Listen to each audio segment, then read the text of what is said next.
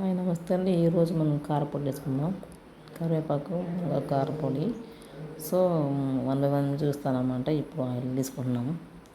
మొత్తం పల్లీలు, నువ్వులు, ధనియాలు, జీలకర్ర, వెల్లుల్లిపాయ, మిర్చి, కారం, కరివేపాకు,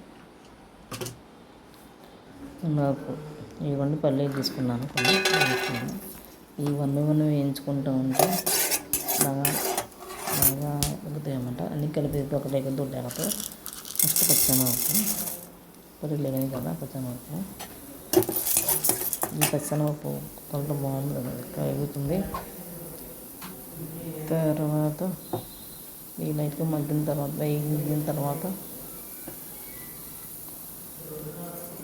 జీలకర్ర వేసుకోవాలి.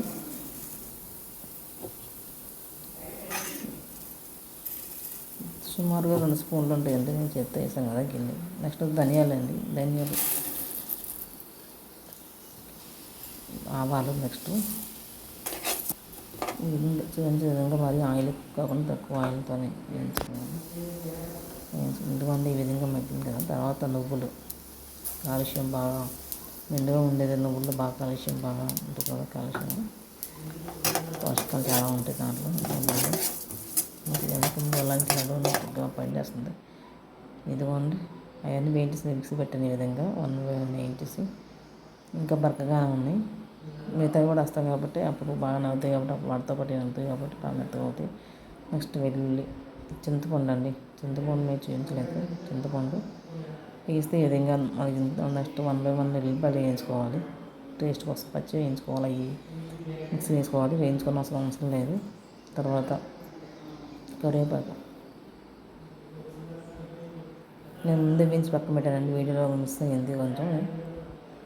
తర్వాత పిల్లలకి కరివేపాకు కూరలో వేస్తే వేరు పక్కన పెట్టేస్తున్నారని చెప్పేసి నేను ఈ విధంగా చేస్తున్నాను. ఇది కూడా ఎంతో బాగుంది కదా. కలర్ గ్రీనరీగా ఉంది. మెత్తగా పులుపులుగా సరిపడగా ఉంది. ఇలా సరిపోద్ది. ఇడ్లీలకైనా కారం, కూరలకైనా, పప్పులో నంచుకుంటకైనా బాగుంటుందండి కారపొడి.